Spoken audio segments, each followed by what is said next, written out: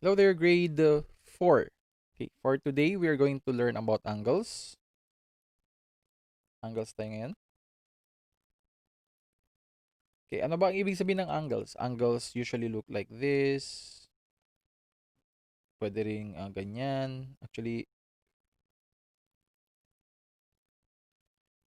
so basically, angle refers to this part, the opening between two lines. And there is even a straight angle. Actually, review na lang to kasi we already did this when you were in grade 3, as far as I remember. You even learned how to draw the angle, ba?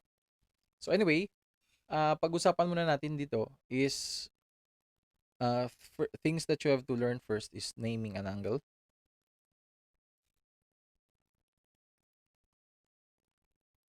You need to learn how to name an angle, whether it is exterior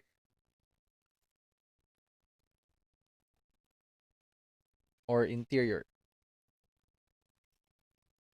So meron tayong difference.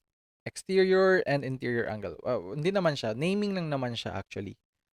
When we say kasi, hindi siya, it's not the other way. I mean, it's not the higher mathematics of naming interior and exterior.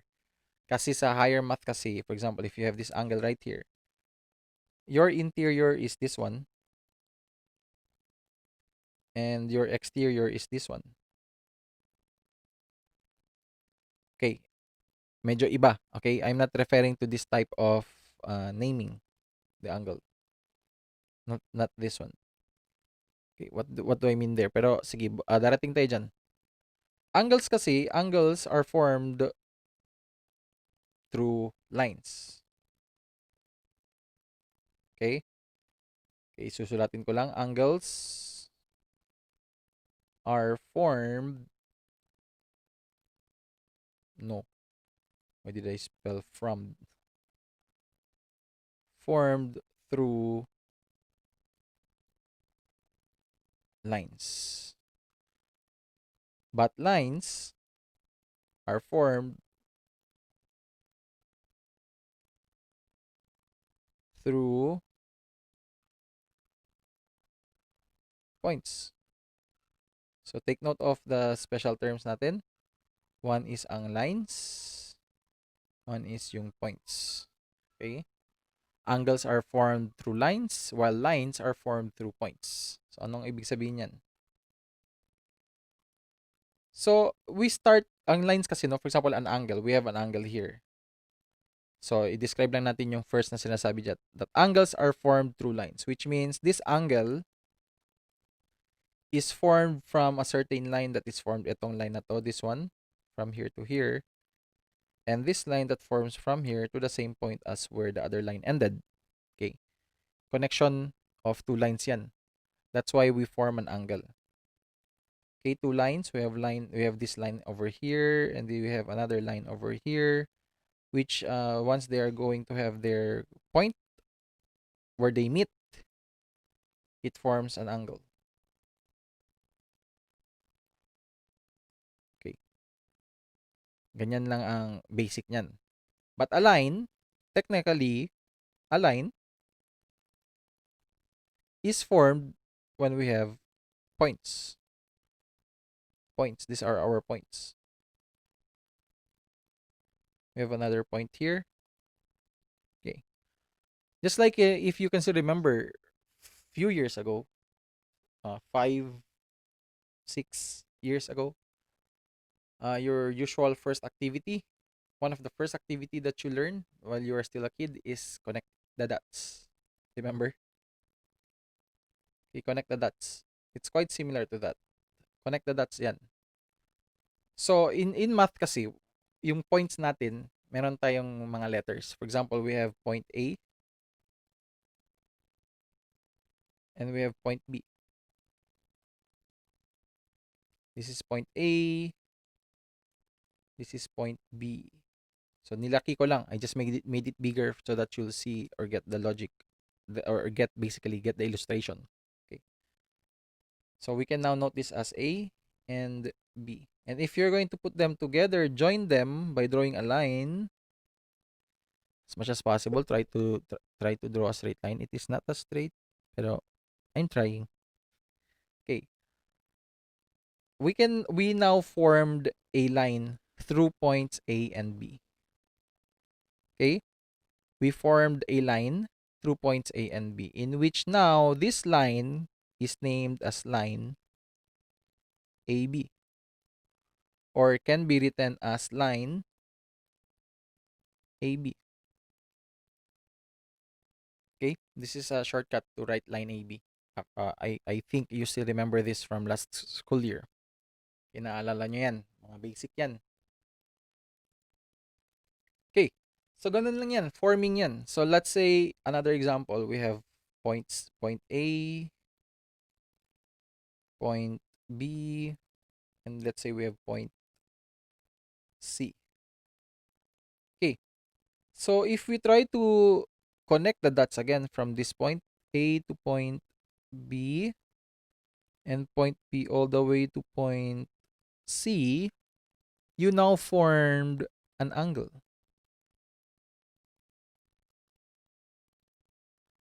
Diba? You formed an angle now.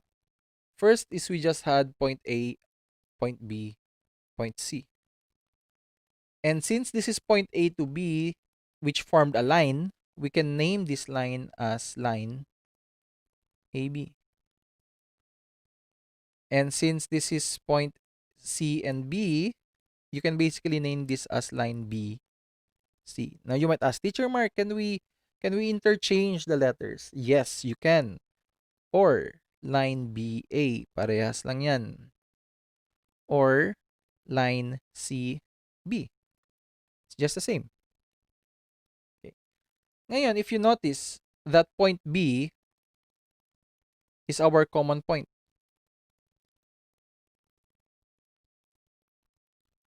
Correct? Point B. This point is our common point. Anong ibig sabihin ng common point? It means that line AB and line BC, dun sila nagka-connect. Okay? This is where our lines meet. Dun sila nag-meet. Okay? And in angles, their common point is called a vertex. Tanggalin ko to para medyo hindi tayo kasi you already know that it formed an angle there. Okay. Our common point is the vertex, which means we can now say that the vertex here is point B. Okay. Our vertex here is point B for our vertex. Okay. Again, we have points A to start with muna. We have earlier we just had points A, B, and C. Then we connect the dots forming line AB and line BC. After combining them, we formed a certain angle with a common point of B or vertex of point B. Ngayon, how do we name this angle? Okay. Kasi nga, like knowing earlier, I already pointed it out earlier, that we were now able to form an angle. Okay, how do we name this? All you have to do is to get the points A, B, and C and identify the vertex. Okay? And identify the vertex. Ano yung vertex natin? Kasi when you name an angle, there should only be 3 points. Of course. There should only be 3 points lang yan. So get all the letters, but you have to identify the vertex, which is in this case is B. And you have to put the B at the center. Okay? Naming an angle kasi you need 3 points. 1, 2, 3. And you need to put B at the center. Why? Because it's the vertex. It should be at the center or at the middle. And get all the other points, and you can basically put them randomly, whether it's A and C here, or it's C and A here. Okay? They are the same. In other words, we can now say that angle ABC is formed here. Okay, the name of the angle that is formed here is angle ABC, or can be written as angle ABC. Then again, earlier na teacher Mark, but you also mentioned that it's CBA. Yes, which means it can also be named or equal to angle CBA. Okay, parehas lang yan. Okay, let's try to find another. Random tayo. Random values tayo para you might think na ganun lang yung arrangement, that it should be alphabetical. No, it's not alphabetical because it depends. Okay, gawin natin ulit. Let's try another one. We should have certain points again.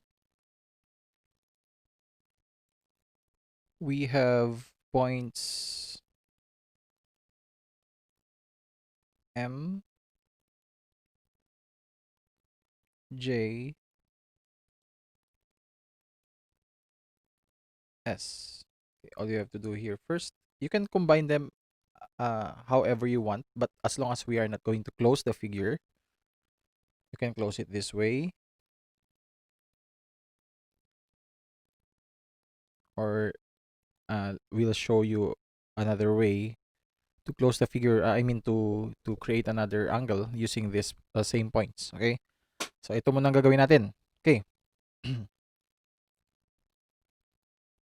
We have these points M, J, and S. This part forms line MJ, sorry.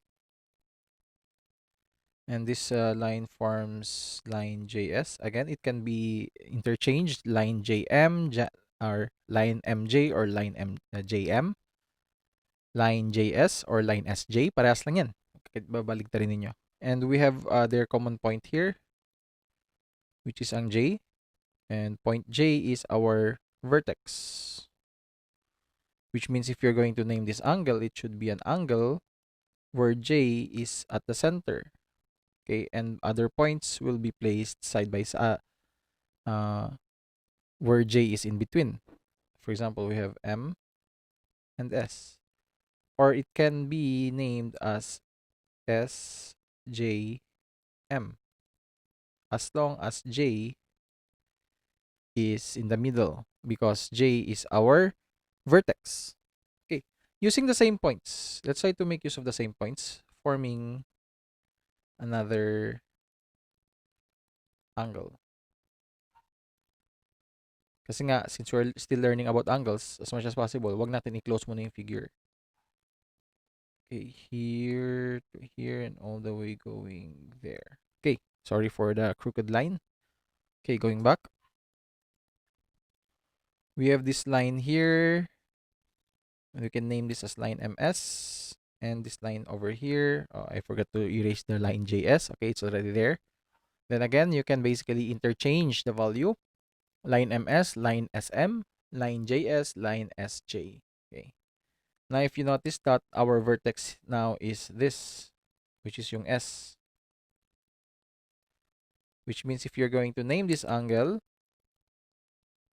its angle where S is at the center. M and J will be placed here. Or angle JSM. Again, it doesn't matter as long as S is placed at the center. Using the same points pa rin, of course. You cannot name it as ASB or DSM. Hindi pwede kasi wala naman yung D dyan, yung point D, wala yung point A kanina, wala yung point B dyan. So we can only make use of the points that are present that is used to form the angle. Okay? So ganun lang. Now, how about if we have a closed figure? Let's say a square or a triangle. Basic lang muna. Okay, and then let's say we have JMG. Okay, yan ang angle natin. Or we can name it as Johanna Megan. Triangle Johanna Megan. Okay. For a triangle, you can actually just name it, no, triangle, and using all the 3 points. Triangle JMG. Or triangle kahit ano. MJG, GM. Pwede yan kasi pare-parehas lang yan eh. As long as all the 3 points are used. There's no requirement para i-name natin which is which yung nasa loob. Okay? Now, just to avoid confusion, maglalagay ako ng ibang letter sa loob. A here, B here, and C here. Okay. Now, this is what I was talking about earlier, where we are talking about interior and exterior naming of angles. Okay.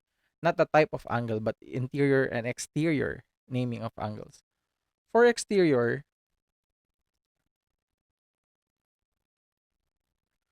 we basically use all 3 points. Okay.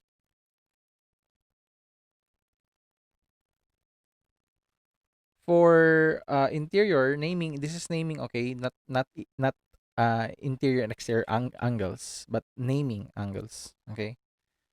We use lowercase, no, letter.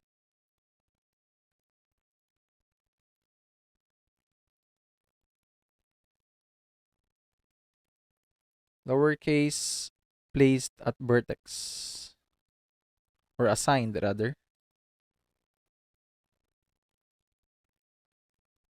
Assigned.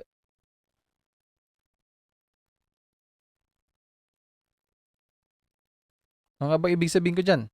So for example, if you're going to take, ito kasi this is not part of our naming a figure, although it's okay lang naman, naming a figure yan. As long as you put all the points there involved in a figure. Okay, for example, we have, let's say we'll take this line over here,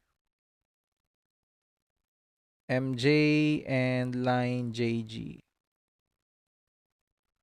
Okay, we can now form this line where our vertex is J. So, pwede na natin i-name yan as angle, middle is J, and the other points used is M and G. So, that's M, G, to form this angle over here. What letter corresponds this angle? The vertex J. It's B. Okay, or angle B. Okay, this is our interior, and this is our interior. Okay, let's try to name other angles pa.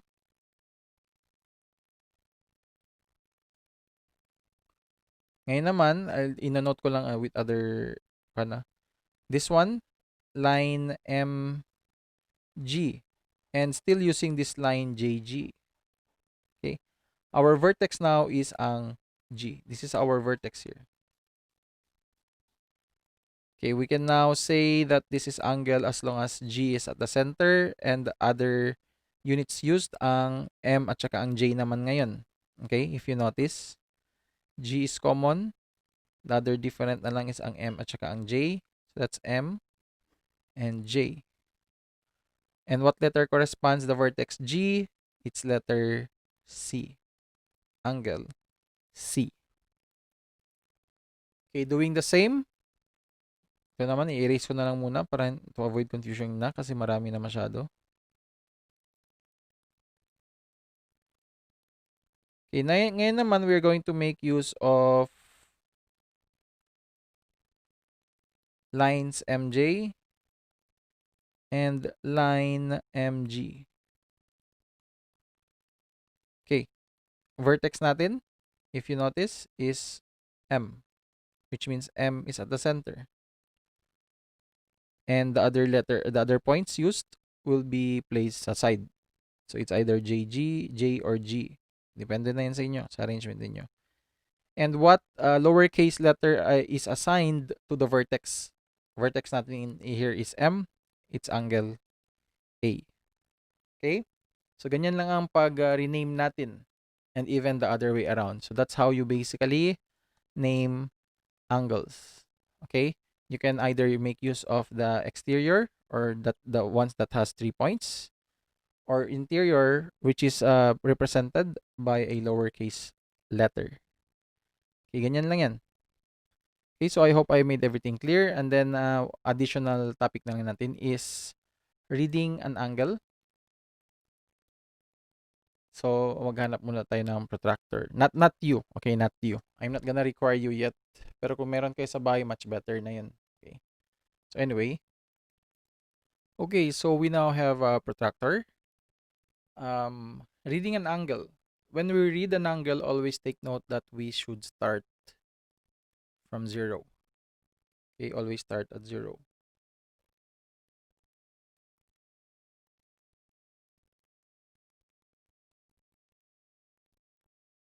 Okay, ang sign, ang unit pala natin, unit used is, for example, we have a certain angle. Suppose we have that certain unit there. It's called a degree. Okay, the degree sign. Okay, please take note of that, no? Degree sign ang ginagamit natin, like a small circle lang. Okay, erase ko muna para magamit natin yung space. Again, to always start at 0. And common yan sa mga protractors natin that we have 2 zeros. What for? Meaning you can form an angle that starts here. And you can also start an angle from this point going all the way elsewhere. Okay? So, depende na yan to how comfortable you are. If you have your protractor with you, pwede nyo i-flip yan, di ba? Like last school year, as long as you won't get confused with the given data. So, yan ang point. Bakit may zeros, 2 zeros tayo at both ends, no? We have 2 zeros. Okay, so depende yan on how you want to mark it up. So, in this case, let's say may markup tayo. Let's say for this case, we are going to form a line over here. From this point, syempre mag-start tayo sa 0. Okay. And then let's say that we are going to draw an angle, let's say somewhere around, sana mag-stop ang ruler doon kasi mahirap mahirap siyang iurong. Okay. Baka hindi siya precise. Lalabas. Okay, there. Starting here all the way until here. Okay, tanggalin muna natin ang ruler. So if you'll notice, no, we started at 0. Always nga. Start at 0 degrees. Then reading an angle, of course, since you started at 0, do not take this value kasi most common mistake ng mga bata when it comes to measuring an angle, they take the other value. Because you have two values here. You have 130 degrees and you have 50 degrees here. Klaruin ko lang yan, ha? We have 130 and 50 degrees. So, which one are you going to take? Okay. Again, yung tip ko kanina sa inyo, always start at 0 degrees. If you're going to start counting from 0, do you think you can reach 130 from this opening? Of course not, because 130 is counting from this 0 all the way here. But we are not talking about this angle. We are not talking about this opening because our model here clearly shows that we are talking about this angle over here. Okay, the opening from this point all the way reaching at this point. So which means we should choose 50 degrees, not 130. Okay, take note where we started. Okay, always take note where the measurement will start kasi that's very important, no? Ganyan talaga kailangan. You need to start from 0. So you need to take note kung saan nga ba nag-umpisa. So for example lang, let's try to remove everything except for the always start at 0. So again, the answer here is 50 degrees. So let's say we have let's say a certain measurement. Lagyan natin from this point. Okay, let's say we have a certain measurement here. Okay. Pero ganyan lang, 'di ba? So initially we can say that we have 80 degrees and 100 degrees. We have two options to choose from. But for now, wala tayong a final answer because we do not know where the opening started. Is it here or here? Okay, it depends. So ito na yung gusto kong i-explain dito. It depends kung saan mag mag-start ang opening ng angle. Okay. So which means let me get a ano pa to? Erase ko muna to. Magdo-draw ko ngayon ng two colored lines. I'll start with red. Ito. Okay? And the other one is blue. Okay. Klaro yan ha? It's clear. So we now have a certain opening from this point all the way to this point and another one. Ano bang color pa natin gamitin dito? Orange. From this point all the way to this point. So dalawa, 'di ba? Dalawa. If you're going to take the blue line, if you're going to start here, so obviously you're going to start with 0, continue counting until you reach the end. So that's 0, 10, 20, 30, 40, 50, 60, 70, 80. Which means if you're going to take this opening, this will give you the answer of 80 degrees. But if you are going to take this opening here, we start at 0, 10, 20, 30, 40, 50, 60, 70, 80, 90, 100. Which means if you're going to take this opening here, yung angle na to, this one, this is equivalent to 100 degrees. Okay? So, ganyan lang. That's how you basically read or even write an angle. Okay? Depending kung where the starting point is. It's either at this point or at this point. It depends. So, which means while answering the pages, yung given pages dyan, pages 61 all the way to 68, you have to look at a certain line. Parang may extra line kayo that exceeds the drawing of the protractor. It shows there. Okay, pinapakita dyan kung paano nyo sasagutin yan. Okay? So that's basically it for this week kasi we will only meet just today kasi hindi tayo nag-meet nung Monday. Okay, so that's it na. Bye-bye. Have a good day.